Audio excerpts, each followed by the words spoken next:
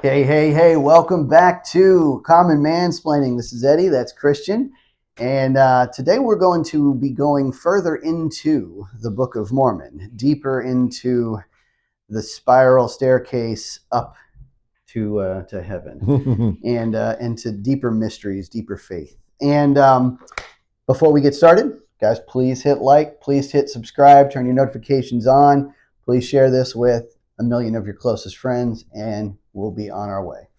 So, Book of Mormon 5 through 10.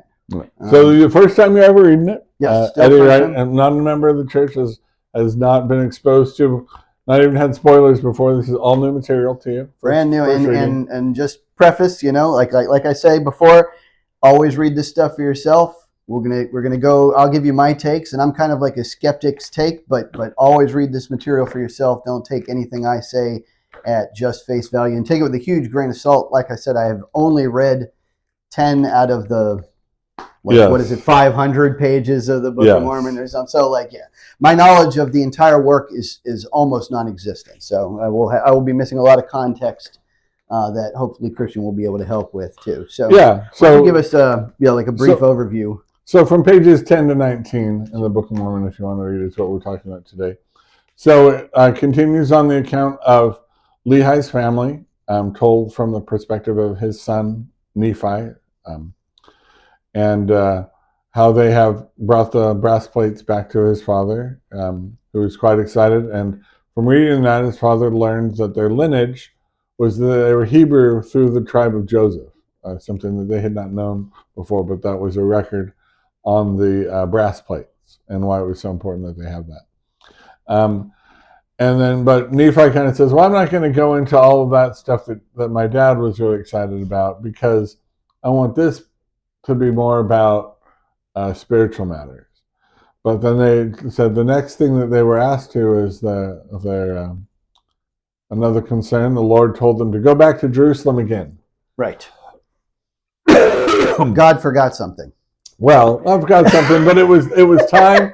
They were ready for the next step, which was that if God really wanted them to be a people and colonize, and he needed the sons to have wives. So he sends them back to somebody that had been prepared, who a friend of Lehi's, ostensibly, that had daughters that was righteous enough that would join them in the wilderness, and that they were. He's also the main character of Moby Dick. Yeah, I'm kidding. I'm kidding. Ishmael, yeah. The old name, is all throughout the Old Testament. So this Ishmael, they go collect him, and no arguments from the brothers this time. No disagreements. They're happy to make the journey. Okay. On the journey back, though, the older brothers and their wives see this as maybe an opportunity to get out of this. Right? Once again, they had it, and you have to feel for them. They had it pretty sweet, and to be wealthy back then, to have a household in a real city, Jerusalem, right, and now feel so much more urbane versus living in a tent and going somewhere that you're not sure of, right? I don't know. And so they were now they had wives, were somewhat resistant to this, and so Nephi had to. Sorry, I can just imagine the women turning. Oh, I tripped over. My hair's all matty and okay, I'm sorry, I didn't mean. Yes, so the Saudi Arabian desert. Yes. So and again, if they're traveling in a small group, just to get them back, there's not with a lot of luxuries or things like that. Anyway, Nephi kind of rebukes them and says, "Look at what all we've been through, what we've seen, and what you've seen." And then they finally say, they tie him up, and then they finally let him loose, and he says he frankly forgives them. And he's okay, kind of like anybody who's had family members that have crossed you and harmed you time and time again. Yes, you just frankly forgive them. You're stuck with family guys. It's and so it moves on with that. Then they come back to Lehi, and then we're taught one of the great stories in the Book of Mormon is Lehi receives a dream Yes. of the tree of life. And so we get Lehi's accounting of that. And in chapter 8. 8. Yep. And then in chapter 9, it talks a little bit about the records. It kind of explains a little bit about what's going on with the record keeping. And then chapter 10, Lehi gives another revelation that he'd given messianic, more about Christ. Yes. But also about, again, confirming the danger and why it was important for them to leave Jerusalem, for the safety, how dangerous it was for all of them to remain in Jerusalem. Right. So, so now I'm interested. That's a broad overtake. Now Eddie's going to give me his sort of. So here's stood out to him and his takes. And again, like I preface this as outside looking in. So for those of you who are deeply initiated in the faith of Mormonism, you'll understand my naivete. And for those of you who know nothing about the Book of Mormon, I just understand that I try to approach this from two different sides. Like one side is the side of the faithful, one side is the side of the skeptic, right? To try to kind of piece together understanding how I would take these. And forgive me for saying so, but I'm not buying it. Yeah. And this is my problem. My problem is, thus far, and again, like I said, there may be plenty more to come that I just haven't seen yet. Thus far, all of the symbolism, all of the visions, all of the dreams, all of the faith-based aspects are just repetition of what I've already seen in the Bible. Right, a lot of the themes are like redundant, right? Like the kind of like Lemuel and it's like the Cain and Abel theme, right? Like sibling rivalry, like one side's good, one side doesn't have the faith. A lot of the the tree of life symbology, while it was breathtaking, and definitely like. Just keep in mind, just because I say it was in the Bible doesn't mean it's a bad thing, right? Like just because it's repetitive, and for that matter, the Bible itself is very, very repetitive, like over and over again. But to be fair, there are lots of different works in the Bible, whereas this is kind of like it's more like one work than an anthology, even though it's got aspects of both.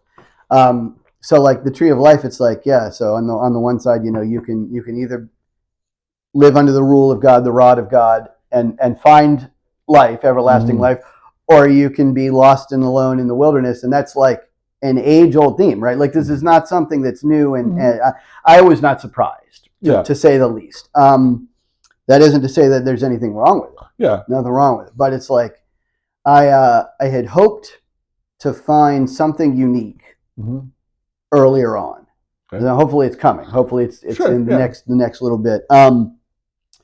One thing I mentioned to you is that I had over the course of doing some of the research, by you turning me onto some of the YouTube things, I saw a lot of takes both for and against, and many people very, very passionately for Mormonism and the faith that's there. Many people passionately against it. What I noticed was a pattern, right? So I noticed that everyone who was really for it happened to be Mormon.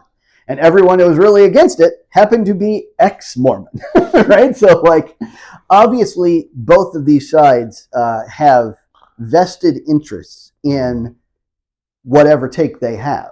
And so I was trying to come up with a good compromise, and I wanted to know what you thought about this. What about anytime someone who wants to, like, because I've seen a lot of, like, BYU papers that were attempts to substantiate the faith. I saw a lot of like non-BYU papers that were attempts to debunk it. In order for a faith-based claim to be substantiated through any kind of scientific work, my goal, I think, what do you think about it has to have both sides involved in order for it to be legit? Like it has to both pass the archaeological, like strict materialistic standpoint and the faith-based standpoint. And if it gets blocked by either, then you scrap it and you start over. That way you never have a bunch of people who are super biased against Mormonism just ramming their standard stuff down your throat, and you're never stuck with people who are super for Mormonism trying to ram their stuff down your, it's like either way you have a. What do you think about that?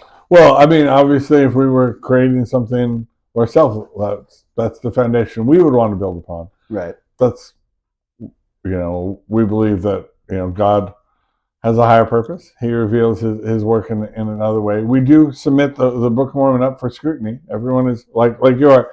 Right. Read it. We invite you to read it and scrutinize it. The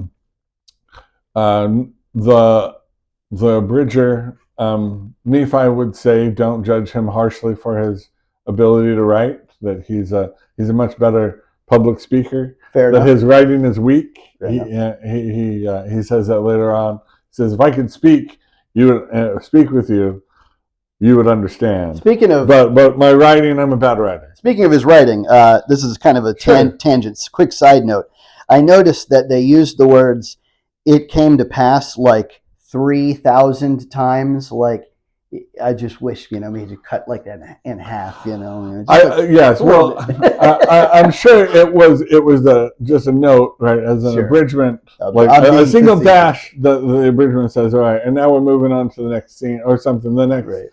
Right, it's sort of a change of scene, and it came to pass. It's sort of a thing. It's not. It's like right now, new. Right. Well, Monty Python would say, and now for something completely different. At least.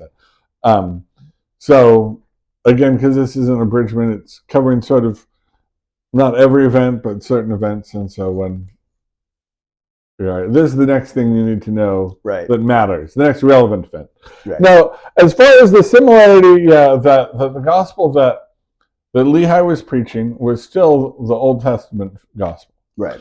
And the visions given to every prophet, slightly different. They have similar things, but it was a way of trying to help people understand God's love for them and what he expects of them.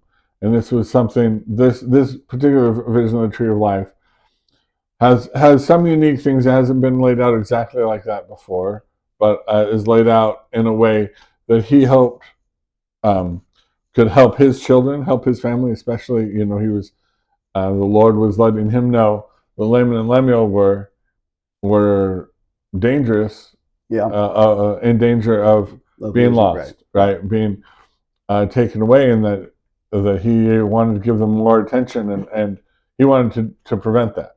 Now, in Nephi 7, when he has kind of his vision, and Nephi 8, he discusses an angel, being coming. One of the things that I note that Nephi discusses the angel when he's just talking with his brothers. And that they had seen at one point in time when he was first getting beaten. Yes. Right. And they're about to do the same thing again. He's like, "Don't you remember the angel that you saw?" And then in Nephi 8, he discusses the vision as being a dream. Right? Now, I wonder again. We talked about this a little bit last time. I wonder again if this is like this transposition of the supernatural on top of the natural, right? Because a dream is a very natural thing. I have dreams, you have dreams, we all have dreams, right? I wouldn't call them visions unless I was ready to go to Butner and be stuck for a week, in the loony bin. Now that having been said, they are visions, right? There's like quite literally that's what a dream is. And the angel, same thing, right? Like I noticed I was going over the story of Samson in the Bible not too long ago, Judges.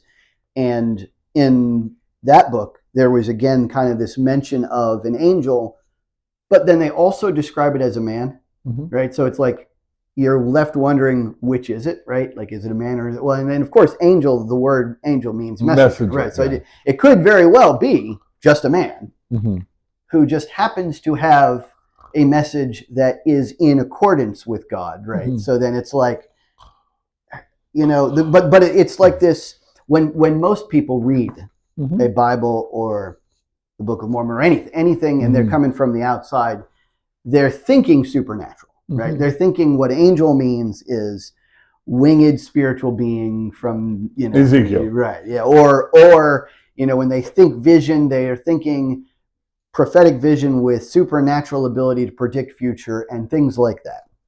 So I'm wondering how much of that is actually just the natural world with a lens of the supernatural thrust upon it. Well, yeah, God is going to speak to us in ways that we understand. Right. So then he wasn't going to send Lehi a vision of helicopters and crop dusters so cool or whatever, iPhones or tablets right. or whatever. He was going to speak to him in things that he knew. He knew, fields and in ways that he could also express and teach. So this was sort of a plain, the language of this is plain and God relating to them at your level. Yes, God at higher levels, and maybe today he would send us a vision, not of the same things, but of ways that we can understand, the ways that we would cope. So yeah, a dream is a way God has always spoken to his prophets as well, because it doesn't require them to be translated to be in his presence, right? To be in God's presence, you have to be translated, or you will be consumed by it. Right. But visions are are dreams, right? Even Peter's dream, about the gospel could go to the Gentiles, that he could eat unclean food, right? Came to him in a dream. Well, it was a vision, though, sent by God in a vision. And God will send dreams, but the special dreams, and they have to recognize, hey, something special about it. That was actually a vision, right? He sent to Pharaoh, right? And then Joseph interpreted that dream so that they could be saved, right? There. So yes, God, he takes something that happens natural, but now rather than something that you're, hey, I hung out with Bono last night. That was kind of cool.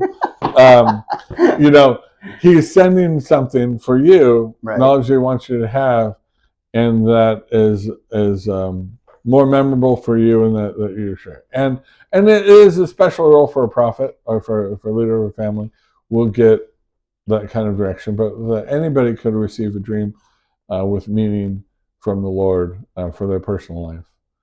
It's interesting to hear you say that. One of the stories I encountered among those who were not as fond of the Mormon faith mentioned that, I can't remember exactly who it was, maybe one of the witnesses, I think, I think it was one of the 8, but I'm not 100% sure, later claimed to have some revelations of their own and then was kind of excommunicated because of it. Yeah. And it's interesting to hear you say that anybody can receive those, and yet if you do, and it doesn't quite match leadership. Well, no, anybody can receive, but they would be for their stewardship. You would receive mass visions, inspiration for your family, for your life, for inspiration, or if you were placed over a congregation, then that's why that's setting apart. Now you can receive visions and things for that congregation that you're put over, but only the prophet would the receive. Moment you leave that realm, that's when you're in trouble, basically. The moment you because God's a house of order, that God is going to give his revelation that applies to the whole church to his prophet and apostle. How would you know if that's not a calling to expand your stewardship? Well, you how did Joseph Smith know that he was going to be called to, that his stewardship was going to be everything, literally, and that, in that it wasn't just a that was in the first vision, right, when the Heavenly Father and Jesus Christ told them. Well, right. But to be fair, so too was told the witness that claimed so, but then was told that it was not in fact. Well, yeah. So you go to the prophet and say, "Is this something that applies to everybody or not?" And then he discerns by the Spirit whether. But of course, then when Joseph Smith did something similar to the existing church structure that he was willing to work within under the previous context, he was told the same thing, but instead ignored it. You see what I'm saying, right? Like, it's one thing for somebody to say, all right, well, this is a brand new faith. My stewardship has just been expanded to cover everything. And the church that I was, the leadership that I was following before, I'm going to leave them behind. But then the next person does it, and all of a sudden it's not okay. It's kind of an intriguing hypocrisy in effect. Well, but it's consistent, right, with the Lord, that the Lord would have prophets, right? Lehi, we believe, was contemporary to Jeremiah, but that preaching and trying to help lead Israel to repent at this time. But Jeremiah's role, or of the high priest leading the whole church generally, or to right, if you were saying anything differently, he would go to the highest, right, the hierarchy, the highest priest, and submit to that. Now, I mean, if you receive a revelation, it should be confirmed by the Spirit, by the presiding authority, that is correct. Like if I received a vision of something that was going to happen to my congregation here in Raleigh, I would tell my bishop about it, and he would pray about it and seek a confirmation whether that was true or whether that was something that we didn't need to worry about, that was something that was just for me. So we believe in stewardship of revelation, and that in general, it is chaos, and the Lord's house is a house of order, and that rather than now, I mean, the testimony of Jesus Christ is the spirit of prophecy. Right. So knowing that Christ will come again, that Christ lives, is a prophecy, and can lead people to prophesy, and know that these things will happen. Specific timing or specific things, changes, I would think, would have to be confirmed by the presiding authority. And Joseph Smith, right? God called Joseph Smith to lead the church and to be the primary vessel of deciphering whether something was for the church or not.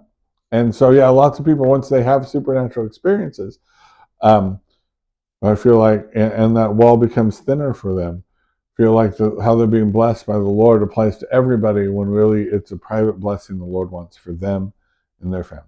Right. Okay. But you see what I was saying, right? Yeah. Like it's like the rules that Joseph Smith had to break to become the leader. Because there was no vision, there was no prophet. Right. So as far as the claim of Joseph Smith denying other people the right to prophecy, once people have had spiritual experiences with him, right? At the time of Joseph Smith, there was nobody on the earth who was claiming to be a prophet, claiming to. Everybody who had started a new faith had done so purely, from John Calvin, Martin Luther's followers, all the Protestants had started just by saying, "I've read the scriptures and I interpret them differently." Yeah, but new. it was. I feel led. They feel some spiritual conviction, but none of them said that they had seen a vision from the Lord, that they'd been instructed, or personally instructed by the Lord, like Joseph did, and. So once that did, and people then experience supernatural events in the faith, it's new to people, and they wonder, "Oh, this must mean that now I'm a prophet too." But the Lord's house of order, the Lord is going to bless you with supernatural events, but it's for your understanding, it's for your enlightenment, it's to bring you closer, it's to show His love for you. But that for that, any revelation that needs to be widely known to the church and abided by the membership would come to the prophet, and not just to a laity or any person out of the line of authority. Right. And if it did, the prophet would pray over it and decide whether that was something that would need to be taught. But you do see what I'm saying, how it would be, it could feel unfair to someone who, like, one person says, I'm going to shirk the previous leadership because I found a revelation that shows me better. And then the next person gets what they believe is the same. And then it's like, no, bad. Yeah. And discernment, that's the big thing, right? You have to discern that there are going to be, even if they're well-intentioned, or right, it's not that false priests can come up because they're evil or deliberately malicious. Right. They could be well-intentioned but misled and just creating chaos. The Mm. Lord wanted the church to be established with order. And so obviously there were disagreements among the members of the church. There were people that left the church because things didn't go exactly the way they wanted to in the history of the church, especially financial things. People leave the church. Their faith was constantly tested. Yeah. Those that stayed faithful were the elect, right? And there's lots of people that have issues with with various times with Joseph or with Brigham. But I know I've received a witness that they were prophets of God, right? And so, in spite of they weren't perfect people, they were men, but that it was they were the ones the Lord wanted to lead the church at that time to bring it forth. The vision, the Mhm. vision of the tree of life. Sure. Very powerful vision. And, so he's trudging through this wilderness, and then he comes upon. It's in the dark, and he's starting to feel a little bit anxious, right? Mhm. So he prays, and he comes to the field and sees the tree of life and the river, and the tree of life has this happy fruit on it, Mhm. fruit that is described as quote unquote desirous to make men happy. Mhm. Almost as though the fruit itself has some agency. It's kind of intriguing. I think it had a charisma, something, right, that when he saw it in his dream, he really wanted, like, it was sort of like the MacGuffin, like, this is So this it's is what I really want. ripe and wholesome and white. It goes out of its way to mention that it's nice and bright and white, and white is good, and it definitely contrasts the colors there, which of course, there's a question in there somewhere, but there's also this is kind of like age old, like in darkness we can't see as well. It's harder to it's easy to be afraid. In light, it's easier to feel more comfortable, right? Because we have more of our senses available to us. The fruit itself, drugs, right? Like it makes you happy. I'm thinking like hallucinogenic.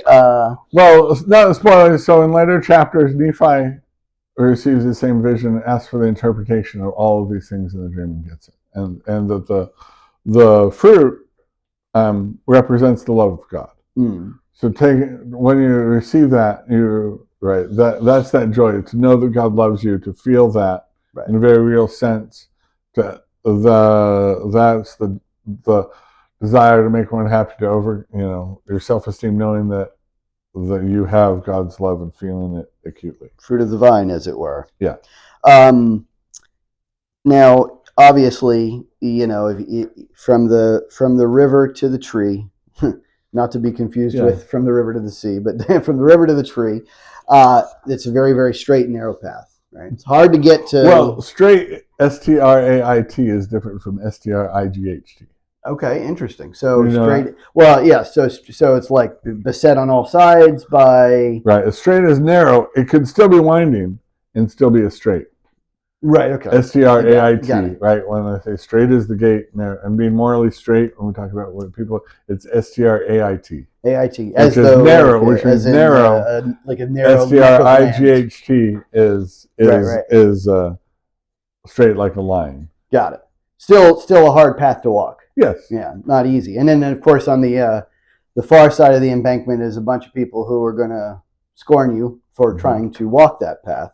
Right? It's much easier to get into the big building with all the people that are ready to scorn than. It's a great building, a lot of space. Yeah. Well, yeah, of course. Yeah, and that's, I mean, even if you think about other aspects of life, like you can get into the club that everyone can get into, right?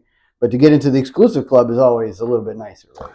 Well, and this is part of God's plan too, is that to come unto Him, to feel His love, you have to choose it for yourself and have to be presented an opposite choice. So the people scorning in the great and spacious building are really inviting. Hey, don't do that. Come to here, and you have the choice, right?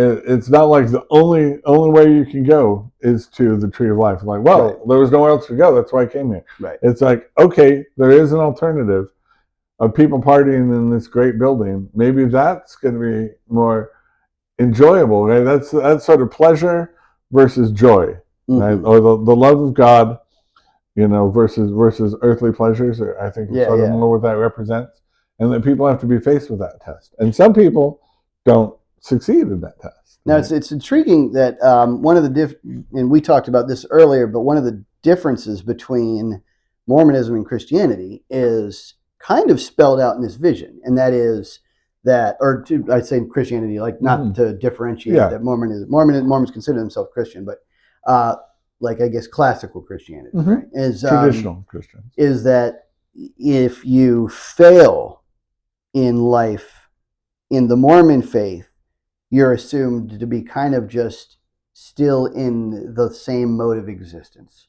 Whereas if you fail in Christian faith, you go to hell, which is considerably worse than the standard frame of existence, right? Like in Mormon faith, maybe don't let me put words in your mouth. Sure, no problem. Correct me if I'm wrong, but like in the Mormon faith, like the worst of the worst basically kind of stay on earth, essentially.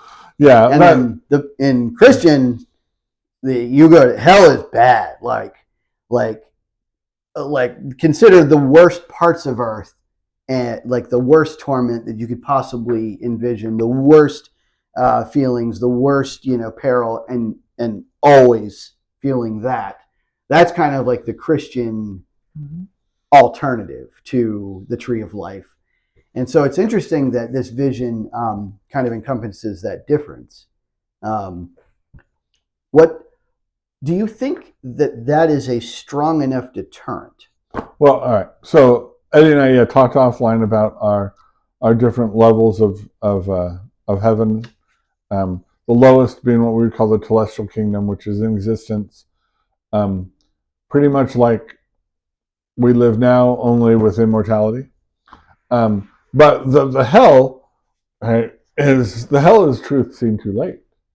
Right? The hell is not being able to fully achieve, to live with Christ, to achieve fully what we plan to do. Because we believe every soul that lived on earth and that will be resurrected and judged and live there, lived with God as spirit children before we were born, and we chose Christ's plan. And our hope was that by coming here, we could then exhibit the faith to receive the highest blessings that God has, this highest kingdom, which is to live with Him. Right. So just the torment is knowing you had an opportunity and you wasted it. And you wasted it. Right. It's knowing and being kept from and forever. Right, forever. Like, yeah, stuck there and being damned. That you can't progress. While in the highest kingdom, those that live with God can continue to progress and become like Him. While any other kingdom are damned, their progression is stopped. And that's what we believe damned means. That you cannot have increase, you cannot progress. You're in a static position, and there's no movement after that. After you're selected. No, right. One of the interesting things in Catholicism is there's a type of movement. It's not exactly what you would call movement, but it's like purgatory is kind of like a place that you're only temporarily held, and then you could eventually recover your. Well, we believe that time for that repentance, what we call the spirit world, what you call purgatory, is before final judgment. So the millennium.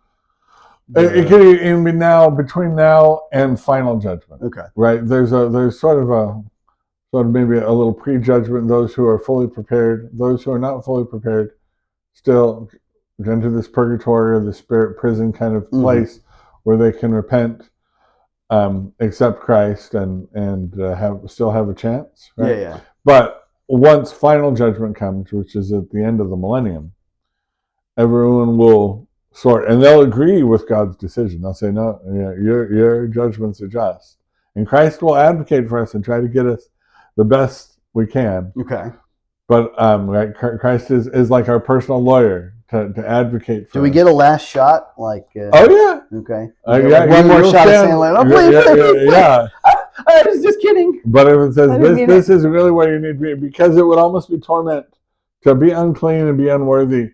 To live in God's presence and to know you're not ready for it would be almost worse torture than to be in a place. That's why everyone will agree with where they're put. Yeah, is because they'll realize that's the right place for them.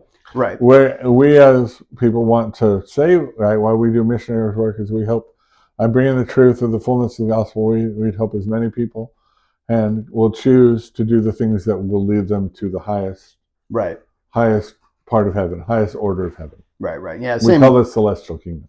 So so this talking about I guess that rather than the pitchforks, the burning is the burning of our conscience and the torment that we will feel, knowing of an eternity being damned and not being. While we watch those that we could have made the same choices, brothers and sisters we knew before we came to earth, progressing when we know that we had every opportunity, right, and did not accept Christ and his fullness of his gospel. Maybe there's no difference. Like maybe that hell is the same thing, right? And just there's this like kind of misconception in classical Christianity. I don't think anybody really can tell you what the afterlife is like until you get there anyway.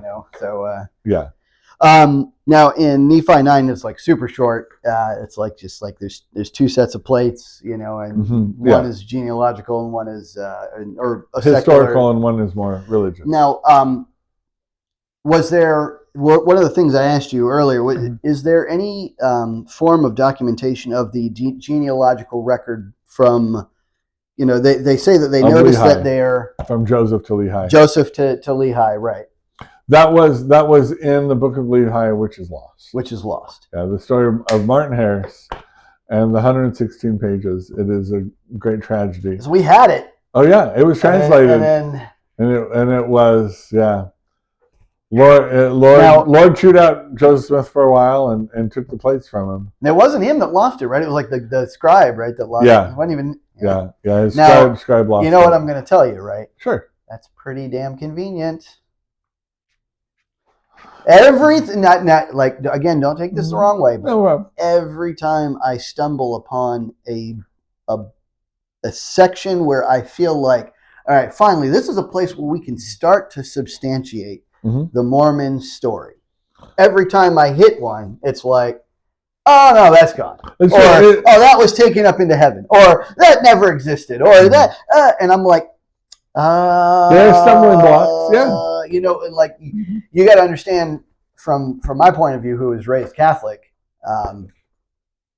we have a wealth of evidence, and still it is a nightmare to try to get anyone to believe anything in the Bible. Like the Bible has so much historical corroboration that like you could go see. Now, don't get me wrong, there's always inconsistencies. There's always going to be some things that call things into question. There's always evidence on every side of the equation. But like like to a Catholic, the Bible's got tons and tons and tons of evidence, and yet it's still very, very difficult to win someone over just on the basis of evidence. But it's like Mormonism doesn't even try.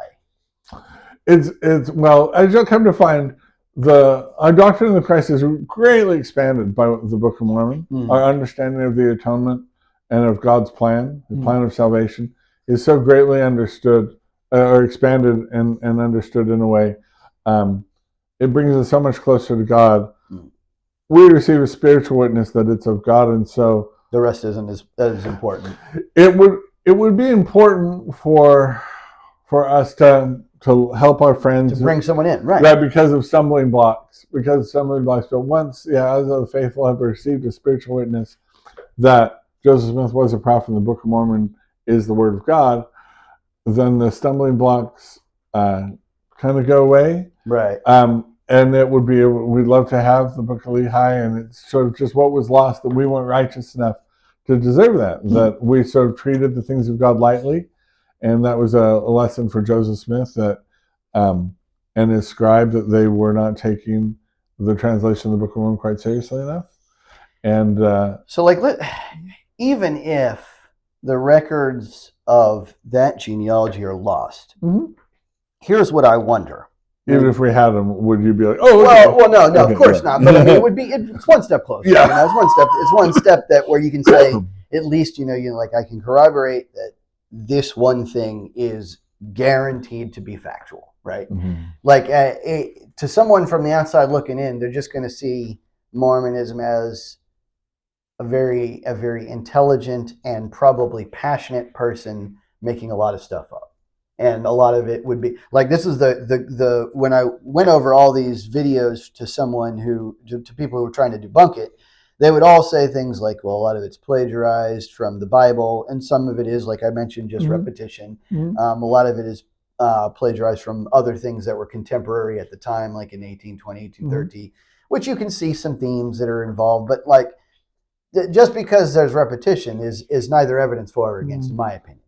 But it makes it that much more difficult to bring someone into the faith unless you can at least corroborate a single like verified fact, right? And then here's another one. I'm going to give you another shot at. Sure. Right now, because the Hebraic culture was very into record keeping, right? Because they were just like that was like part of their core nature, right? Like so now when they come over to South America, did they keep records from that point on that are traced to today? Like, I know Moroni buries the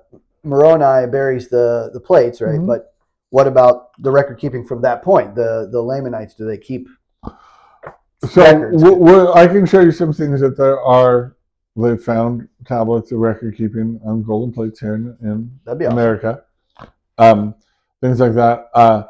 The Lamanites basically had rejected the gospel, the religion, right, of the church, and the Nephites were all wiped out because of it. Essentially, all the Christians on America underwent a genocide. So the fullness of recording that sort of spiritual history, but certain knowledge there was preserved, I would imagine. But I can show you some stuff when we're off. That'd be awesome. Yeah, every little bit helps. Yeah. I mean, it's one of those. Now, so again, the prophecies in Nephi 10. One of the things I found very impressive about the Mormon storyline and about the prophecies is that they put a lot of dates in, right? Like, there's a lot of like, this is what happens at roughly 600 BC. This is what happens at in roughly 10 years. This is going to happen in roughly 600 years. This is going to happen. You're going to see Christ in 600. Now the only problem is, from the standpoint of a Joseph Smith who's copying it, of course he would know all the dates. Sure. So the trouble is, again, one of the tactics that a good prophet will usually employ is kind of a vagueness. Right, like if someone is like, call me now if I get free read, and they're going to give you this kind of like vague, washed theory where you're right, I do have a brother. It's like and of course it's obvious stuff where everybody, I do have money trouble. What do you know? It's like and it's, I am a good judge of quality. Right. It's like common themes that every human will employ, but some of the prophets in the Bible make some pretty specific claims, and again too in the Book of Mormon make some pretty specific claims. The only problem is the records that we would need to prove that they were made beforehand rather than after are all lost or missing. So that's the unfortunate side of that. I talked about this a little bit with you before. How is it that the Jews don't qualify Jesus as the Messiah? Because it's interesting that even in the Book of Mormon they prophesize that Messiah is coming in 600 years from the time of Moroni, which is correct date wise, right? And then he comes and he fulfills all these prophecies, right? Especially like a lot of the ones from Isaiah that are quoted ad nauseum in the Book of Mormon, and yet then he comes and the Jews are all like, nah. Well, it was just enough to give them that. They had to be a choice, and it had to be faith. That they couldn't know by just through empirical knowledge alone, right? And essentially, the institutional church, which was represented by those that controlled the temple, the Sanhedrin, but the scribes, right? Well, the cult of Christ, the followers of Christ, his apostles, that formed right after, institutionally were being persecuted from right away, with lots of writing saying this is why these people are heretics and wrong, and why we find them right, and why Paul was even taken in by all those positions and was assisting persecuting the Christians because they were seen. You've read the 5th chapter of Acts, so Gamaliel, the prophet Gamaliel, who talks about when Peter's brought before them, and they tell they were thinking about executing him, And Gamaliel, do you remember what his counsel was? No. Okay. So it says Gamaliel, prophet of law. We find it later. He was one of Paul's teachers. He says, hey, let's be careful about what we do with these apostles. Because remember, there was this dude, Thaddeus, who rose up, kind of had a bunch of people following him, and he was saying he was going to be this great Messiah. And then he was killed and scattered, and nothing came of it. Right. Then there was this other guy, right? These Christian contemporaries that we don't know about. Like he says, who, got together a following and gathering, but then nothing happened, right? And he's like, if this whole thing, this Jesus Christ, is just something of man, it's going to come to naught. It's just going to blow in the wind like so much detritus, and lost to history of no matter. But if it's legit, then you'll find yourselves on the wrong side of fighting against God. Right? And so the Pharisees confirmed, so rather than executing them, they beat them and then tell them not to mention anything more about Christ. Right. They go outside and they're like, woo, beaten, and they keep talking about Christ nonstop. Right. But that's sort of that Gamaliel's test, we would say, still exists for the church today. And that ultimate test is there are a lot of contemporaries to Joseph Smith who were starting new things. There were contemporaries to Christ starting new things. And what we have to, and it was given, and the challenge for the Jews then, to discern who was the true Christ. And they had to discern it by the Spirit. Right. Through sensitivity, and by knowledge of what God had received them before. Oh, this is pointing to it. And then stand the test of that faith, right? Which we know, Christ comes into, first when he was feeding 5,000, he had hordes of people. He was really popular. But then when he started, asking hard things, people started leaving him. Yeah, right, of course. Right? And then by the end, when he's brought before the judges and things like that, not only have so many of his followers left him, but when they have the chance to save him or murder him, Barabbas, right, they take the murder, right? That so few people are in his camp from being such a popular figure, because following Christ can't be just be the popular thing. You don't just go with the crowd. Right. It has to be something, and then your faith has to be tested, right? And that, I think the Jews, they had all these institutional things saying, oh, he's just another one of these prophets. He didn't deliver us from the Romans, so it must not be him. Doesn't count. Right. As I thought later, there were some rabbis later, very influential medieval rabbis who are still read today, who had written theories about how when the Messiah comes the first time, it will be as a spiritual savior. And some of my Jewish friends are kind of like, well, then why aren't we just Christian, right? And then we're like, well, yeah, I mean, obviously. So we feel like they literally missed the boat, that thinking that the Messiah would only come to immediately deliver Israel. But he came at a time when the Romans gave a measure enough of freedom of religion, right? Where nobody you couldn't force them to worship him. It can be, because you're Jews and I'm the king of the Jews, you have to accept me. So there's no institution. It had to be a choice. But the more important thing was to save them from sin and from death. That's what his first mission. When he comes again the second time, it will be not as a babe, and it will become to destroy Israel's enemies. And then they'll learn that they rejected him the first time. But yeah, there was just a lot of those that just followed the institution. They took enough, the people with learning, to say, oh no, this isn't the Christ, because we know the Messiah will destroy our enemies, and Christ isn't. He's a pacifist. He's saying turn the other cheek. He's saying render unto Caesar what is Caesar's, and God what is God's. And so he was not what they were expecting. Right. And he challenged their authority and their corruption, especially the oral laws that were all created, where you could obey the laws so closely you could actually disobey them. He said, no, that all needs to go away, and we need to have the higher law. Those things, that sort of hypocrisy, right, that they had created to sort of justify that they were obeying the law when they weren't, Christ had no time for, and was trying to sweep that away, but also bring them and everybody else to this higher law. And ultimately, people are can be very violently resistant to change, or things That's that threaten their status and things like that. But we know just because people, there are alternate theories and alternate things, right? There'll always be other things you can, contemporaries to Joseph Smith or other explanations, going to be there. Knowing it by the Spirit, discerning it by the Spirit, the same way you discern Christ amongst the pretenders. Yeah, that's it's something I've heard you say many times. Like, know it by its Spirit. It's it must be like a Mormonism, like a classic. Yeah. Unfortunately, the trouble is, well, you have to study it out feeling first. is something that is often deceptive, and the human feeling is something that is in particular. I mean, it's our greatest strength and our greatest weakness, right? It's like it doesn't take much for us to think, man, this feels right, and then in reality, it's just.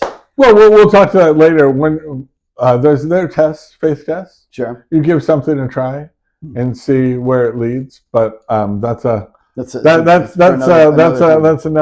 time. Last question. Yeah. Last question is in Nephi 10. He talks about the prophecy of the Jews returning to the land of inheritance, the promised land, and in fact, hidden in the trip that they're about to take, of course, is also the theme of the promised land. Like they have a destination, right? They have this. Does that make the Mormon culture effectively Zionist by default? Yes and no. We believe that the American continent, was protected by the Lord as a choice land, and that people would be brought here, and that this land has a unique blessing and a curse. So this is the promised land, not Jerusalem. Both are. There'll be Christ will establish a new Jerusalem here in America, and he'll reign from Jerusalem in the millennium. He'll reign from both places. Okay. But that this land was a promised land promised to Joseph. Israel is a promised land promised to Judah and to the 12 tribes. And that this had a special blessing that the Lord would bring people here, but if he were not righteous, then another people would be brought and it would be swept away. And another more righteous people would take it over. So we can get into more of those. You get the prophecy very 2 Nephi chapter 1. But we believe this is a promised land, as well as lots of promised lands. Israel is a promised land for the tribes of Israel. But this is a special consecrated land for the tribe of Joseph. But now, isn't Joseph one of the tribes, though? Isn't so? Israel's 11 of the tribes, and this is the last one. Is that how it goes? This is the tribe of Joseph, or the kingdom of Joseph, right, which is among the lost 10 tribes carried off by Assyria. I feel like that our understanding is that Nephi was a remnant of that. He was a refugee, left Joseph at that time and come to Judah, and then by being faithful was warned of the Lord to leave, so that the tribe of Joseph would be preserved, right? That it wouldn't be completely lost. Yeah. And there'll be revelations on this. So I don't know, as Zionists politically, I would say we favor Israel having a political state. I don't think that we would find that controversial. Sure. Having the Hebrew state, that we support the state of Israel and the right of Jews to, or Hebrews to return to live there and live there in peace. I would say that's broadly something that we support. Okay, cool. Well, I'm interested in seeing the next 5. We'll see. But guys, I encourage you to read the Book of Mormon, at least if for nothing else, for the education of what it espouses. One of the things that far too rarely among any Christian religion, among any religion, period, you'll find people that say, I'm this, but then they just don't educate themselves enough in what their own religion says, what their scriptures say, what lessons are there. And I got to say, even if you don't believe in any of these religions, this is millennia of knowledge, of wisdom, and even if it's not entirely applicable today, much of it still will be guaranteed. So put your comments below. Yeah, anything you want to help enlighten Eddie on that I missed, please Yeah. please include it in the comments below. Links are appreciated. Yeah, if you guys have something that you think like I should be, should keep in my mind as I'm reading, or If there's something you're like, Christian, why don't you say this to Eddie? You missed it. Please put it in that comment. Definitely. I'll catch you guys next time in Common Mansplaining.